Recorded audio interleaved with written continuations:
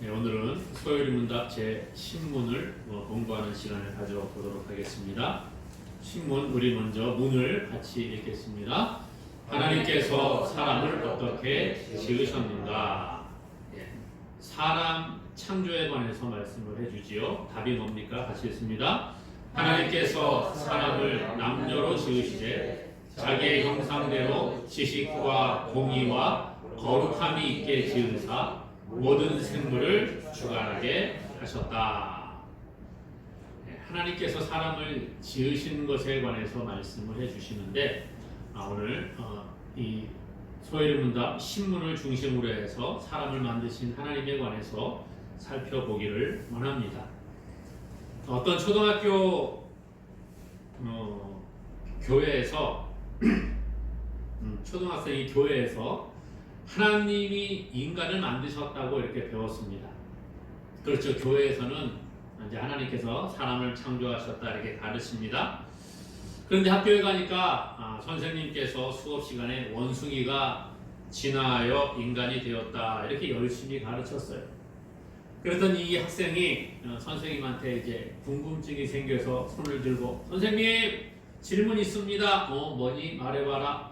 선생님 원숭이가 사람이 되었다고 한다면 선생님의 할아버지는 앞산 원숭이인가요? 아니면 뒷산 원숭이인가요? 이렇게 물어봤다는 거예요. 선생님이 뭐라고 대답했을까요? 이런 거양놈 같으니라고 선생님이 원숭이의 후손이라고 이러면서 화를 냈다는 이야기가 있습니다. 물론 우스갯소리겠지요. 그러나 사람들이 진화에 관해서 이야기를 하면서 네 조상이 원숭이다, 너 어떤 원숭이냐 이렇게 말하면 화를 낸다라는 것입니다.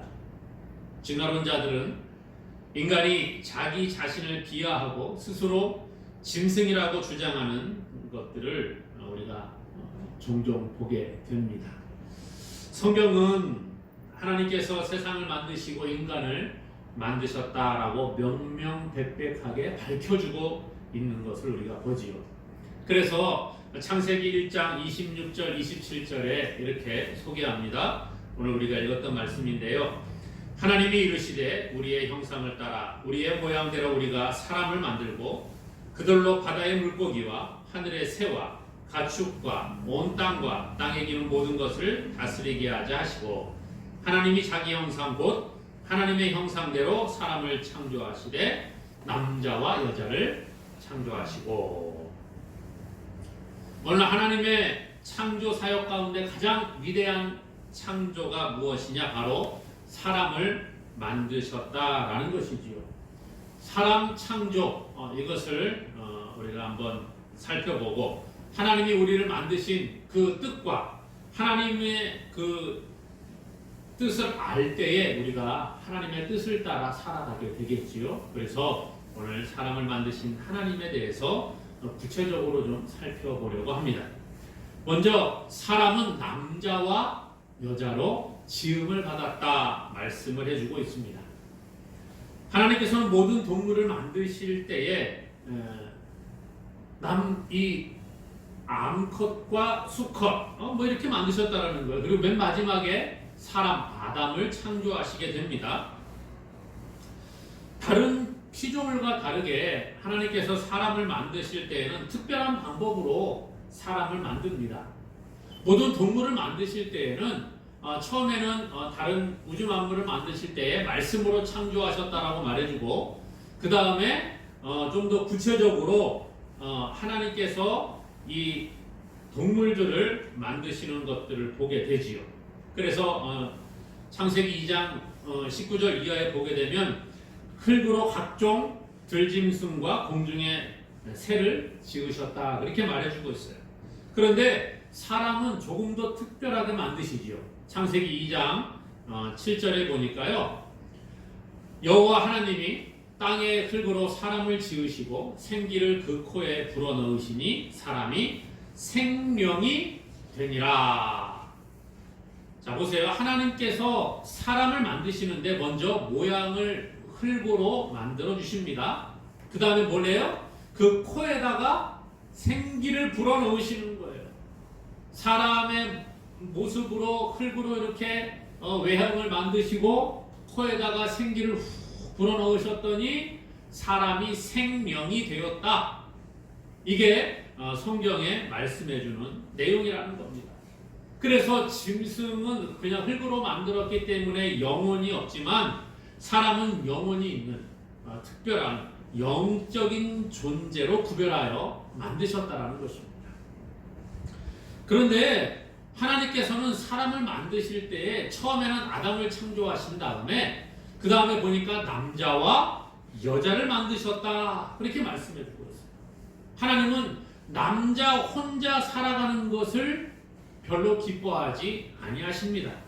그래서 남자와 함께할 돕는 배필을 만들어 주시게 되지요. 그게 뭐예요? 창세기 2장 18절에 여호와 하나님이 이르시되 사람이 혼자 사는 것이 좋지 아니하니 내가 그를 위하여 돕는 배필을 지으리라 하시니라. 여자를 만드시는데 그 만드실 때 거기다가 뭐라고 해요? 돕는 배필이라. 하나님께서는 혼자가 아니라 함께하는 공동체로서의 가정과 교회를 원하고 계신다는 거예요. 독불장군을 원하는 것이 아니라는 거예요. 나 혼자 살면 돼가 아니라는 거지요. 남자와 여자를 창조하시고 함께 가정을 이루게 하시고 또 교회도 마찬가지예요. 나 혼자 하나님 믿고 나 혼자만 그냥 신앙생활하면 돼가 아니라는 거예요. 공동체로서의 교회 삶을 살기를 원하시는 겁니다. 하나님께서는 이런 것들을 가르치시기 위해 시청각을 사용하셔서 아담에게 공동체의 필요성을 보여주시지요. 하나님은 먼저 가축과 공중의 새와 들의 모든 짐승을 아담에게로 이끌어 가시게 되지요. 아담에게 이름을 짓게 하십니다. 그를 통해서 아담이 새의 이름을 짓고 들의 모든 짐승의 이름을 짓는 것을 통해 저 동물들은 다 짝이 있구나 이것을 보여주시는 거예요. 그리고 아담도 짝이 필요하다는 것을 깨닫게 하시죠. 그 후에 하나님께서 아담의 짝인 그 돕는 배필을 만들어 주시게 됩니다.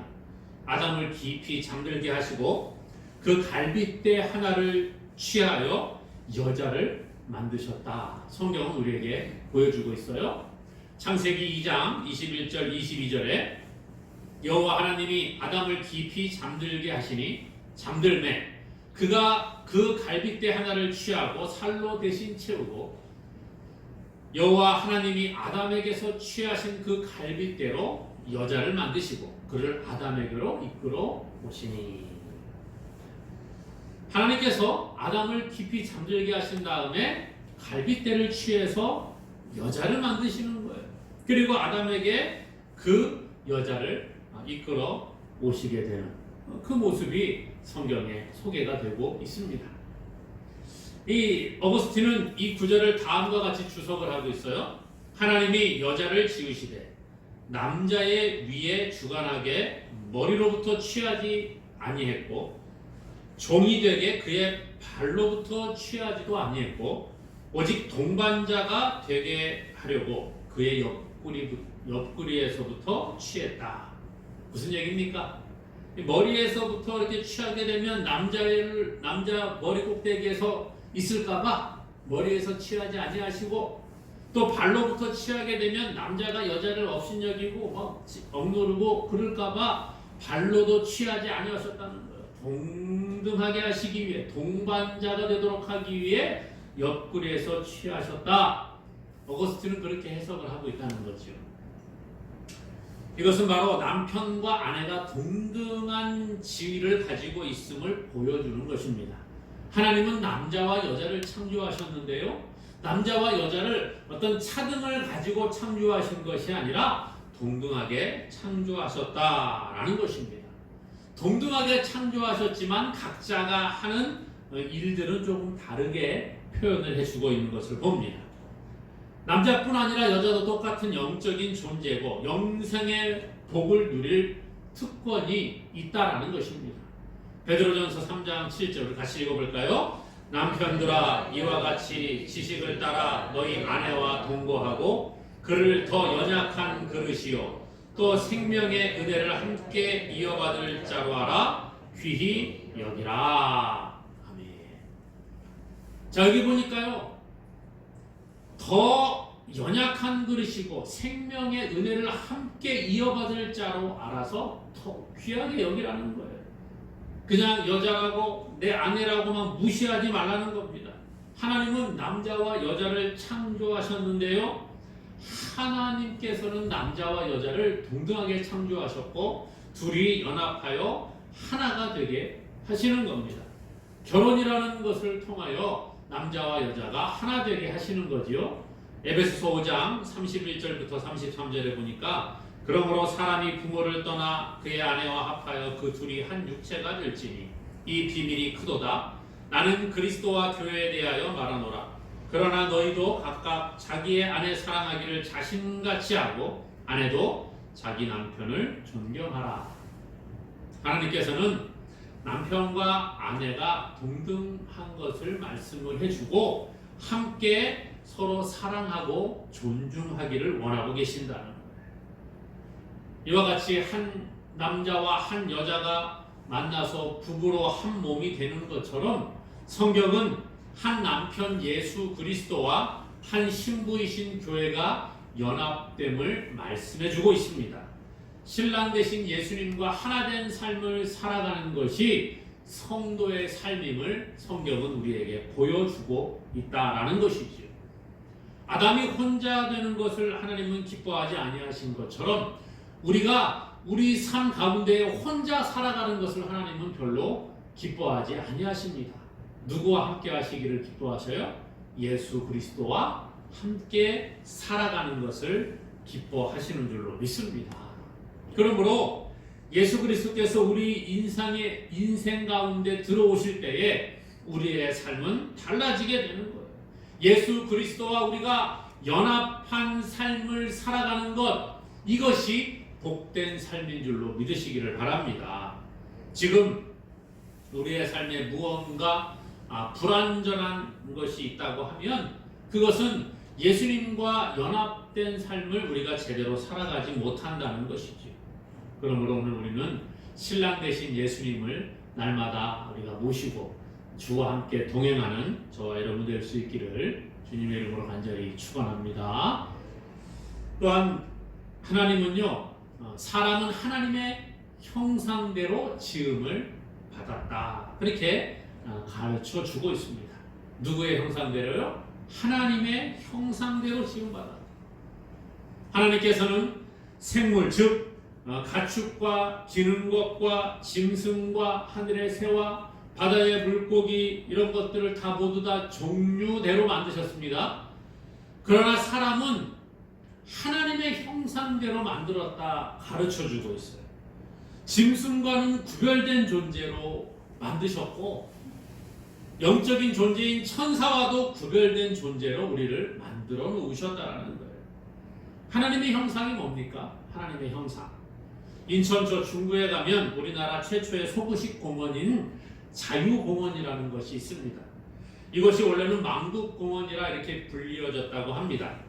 그런데 일제강점기에 서공원 이렇게 이름이 바뀌었다가 그곳에 그 메가더 장군의 동상이 세워지면서 자유공원이라 이런 이름을 붙이게 되었다라고 합니다. 이 메가더 장군의 동상, 메가더 장군의 모습을 본따서 만들어 놓은 한 형상을 이야기하지요. 그 동상은 이것을 보면 메가더 장군이 이렇게 생겼겠구나, 이렇게 사람들이 유추하도록 만들어 놓은 거예요. 형상이라고 하는 게 바로 그런 겁니다. 우리가 하나님의 형상으로 지음받았다고 성경은 이야기하고 있어요. 형상이란 말은 첼렘이란 단어로요, 형상, 닮았다, 이런 뜻을 가지고 있어요. 비유적으로는 허상이라는 의미를 또한 가지고 있습니다. 하나님은 원형이고 우리는 그의 모조품 같은 존재라는 의미입니다. 하나님의 형상을 따라 지음받았다, 이 말의 의미를 오늘 소요의 문답 제 신문에서는 지식과 공의와 거룩함이라 이렇게 말씀을 해주고 있습니다. 지식과 공의와 거룩함. 그래서 먼저 하나님께서는 하나님의 형상을 따라 지식 또는 지혜가 있게 사람을 지으셨음을 말씀해 줍니다. 이 하나님의 형상을 따라서 지식 또는 지혜가 있게 사람을 만드셨다. 아담은 하나님의 형상을 따라 참 지식을 소유하고 있었습니다. 골로새서 3장 10절은 말하기를 새 사람을 입었으니 이는 자기를 창조하신 이의 형상을 따라 지식에까지 새롭게 하심을 입은 자니라. 그렇게 말합니다. 하나님이요, 아까 말씀드렸죠. 육축과 새를 또 짐승들을 아담에게로 이끌어 오셨어요. 그리고 아담에게 뭘 하라고 했습니까? 이름을 지어라. 그렇게 말씀을 해주셨지요. 창세기 2장 19절 20절에 여호와 하나님이 흙으로 각종 들짐승과 공중의 각종 새를 지으시고 아담이 무엇이라고 부르나 보시려고 그것들을 그에게로 이끌어 가시니 아담이 각 생물을 부르는 것이 곧 그 이름이 되었더라.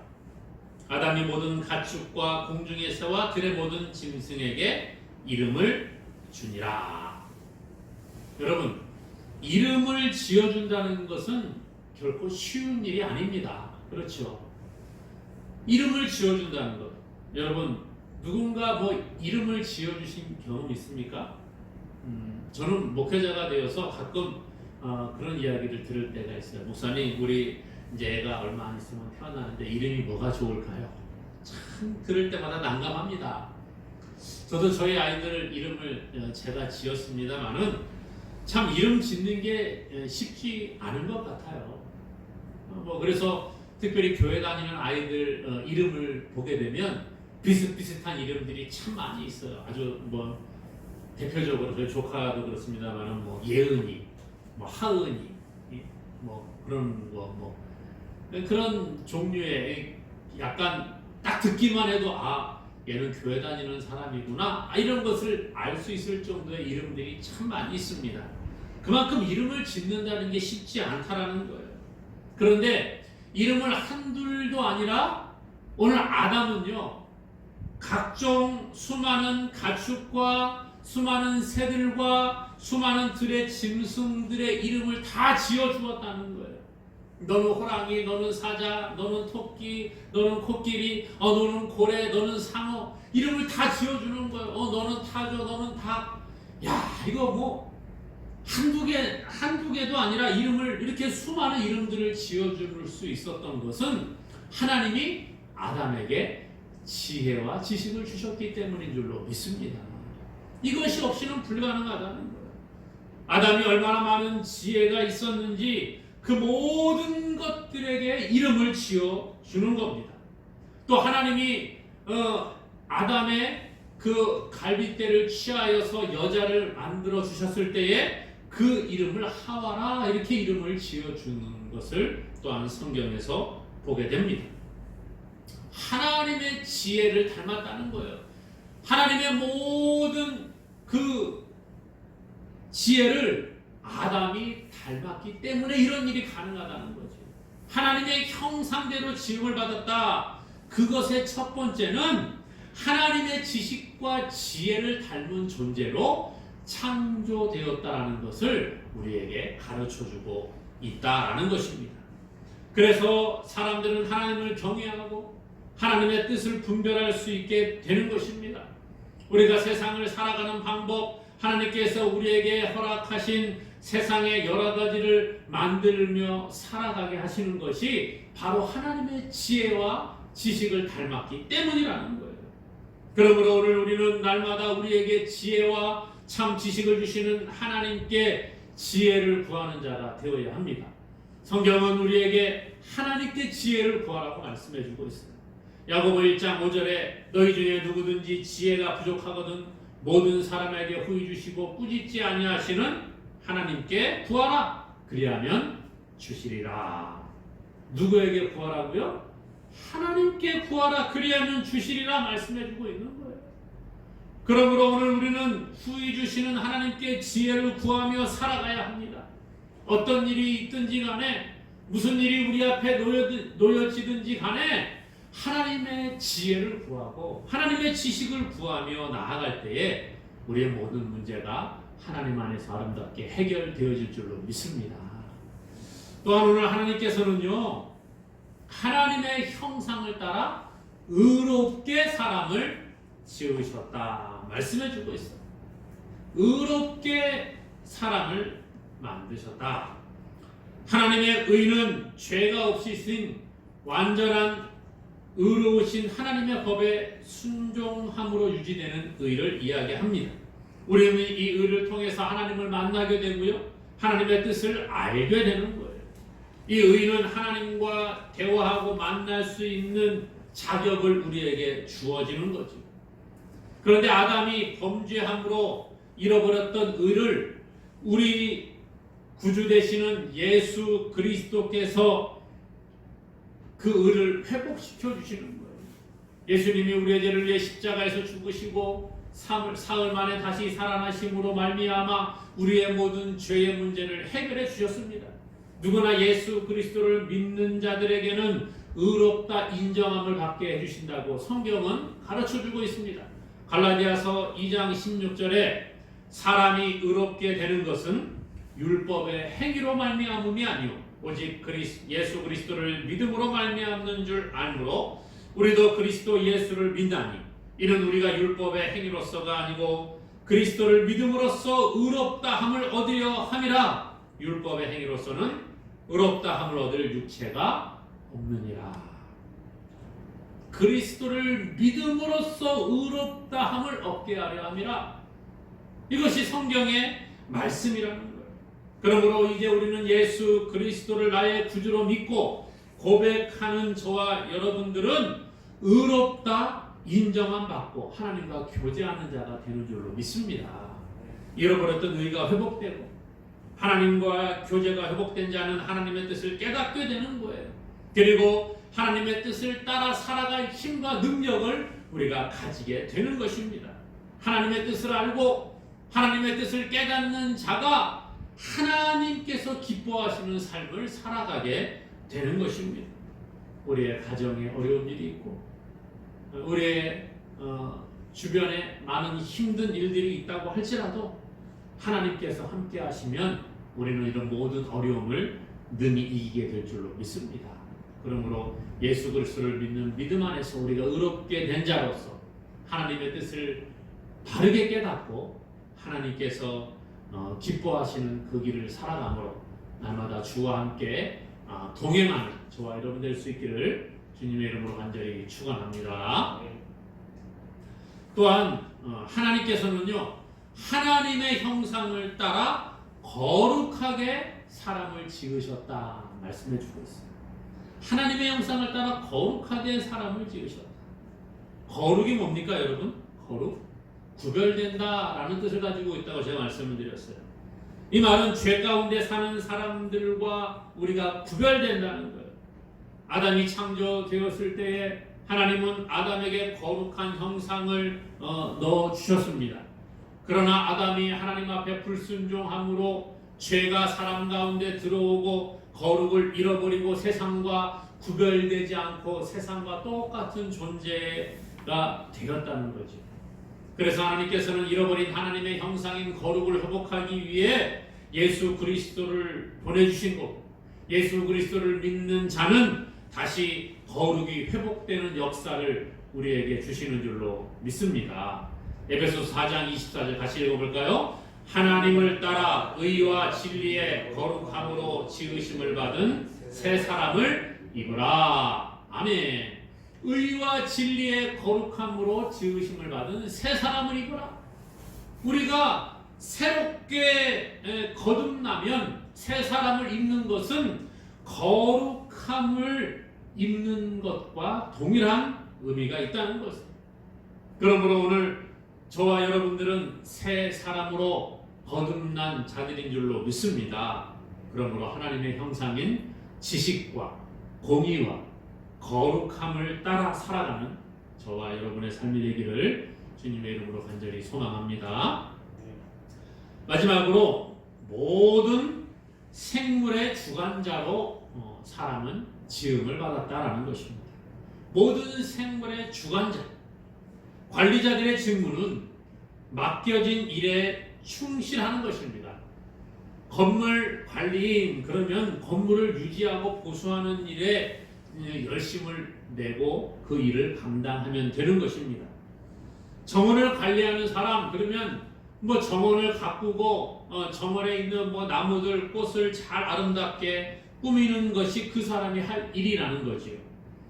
하나님께서는 세상을 창조하시고 사람에게 모든 생물을 다스리도록 명령을 하셨습니다. 그래서 창세기 1장 28절에 이렇게 명령하시지요. 하나님이 그들에게 복을 주시며 하나님이 그들에게 이르시되 생육하고 번성하여 땅에 충만하라. 땅을 정복하라. 바다의 물고기와 하늘의 새와 땅에 움직이는 모든 생물을 다스리라 하시니라. 뭐 하라고요? 다스리라. 모든 생물을 다스리고 관리할 그 책임을 사람에게 주셨다라는 거예요. 하나님께서는 당신의 창조물을 사람들에게 맡기십니다. 그리고 그 창조물들을 관리하는 청지기 역할을 맡겨 주신 거예요. 그러므로 오늘 우리는 이제 하나님의 뜻을 따라 하나님께서 만드신 온 우주 만물을 다스릴 사명을 우리가 가지고 있는 거예요. 하나님의 뜻을 따라 아름답게 잘 관리해야 될 책임이 우리 가운데 있다는 것입니다. 그런데 우리 사람들이 그것을 잘 감당하지 못하기에 어려운 일들이 찾아오지 않습니까? 자연이 파괴가 되고 여러 가지 질병들이 생겨나고 이런 것들은 우리가 하나님이 우리에게 주신 사명을 제대로 감당하지 못하기 때문이라는 거예요. 세상을, 온 우주 만물을 정복하고 다스리고 모든 생물의 주관자로 우리가 지음을 받았는데 그것들을 잘 관리하고 다스리지를 못하기 때문에 이런 현상들이 오는 것입니다. 우리의 건강을 우리에게 맡겨주셨기 때문에 우리의 건강도 잘 관리하고 다스릴 책임이 있는 거예요. 가정을 우리에게 주셨기 때문에 우리의 가정을 잘 관리하고 다스려 나가야 하는 것입니다. 교회가 하나님의 뜻 안에서 잘 아름답게 세워져 갈 수 있도록 우리는 함께 동역해 나가야 하는 거예요. 뿐만 아니라 더 나아가서 우리 모든 우주 만물을 우리는 잘 하나님의 뜻을 따라 관리하고 나아가야 될 책임이 있는 줄로 믿습니다. 이것이 하나님의 뜻이라는 거예요. 오늘 소요리문답 신문은 우리에게 그것을 이야기해주고 있는 것입니다. 그러므로 오늘 우리는 하나님의 뜻을 따라 우리 모든 만물과 우리의 가정, 내 자신까지라도 잘 관리하고 다스림으로 말미암아 하나님이 주신 복을 누리는 우리 모두가 되고 또 더 나아가서 하나님의 형상대로 지음받은 자들로서 우리가 하나님을 잘 섬기는 믿음의 사람 될 수 있기를 주님의 이름으로 간절히 축원합니다.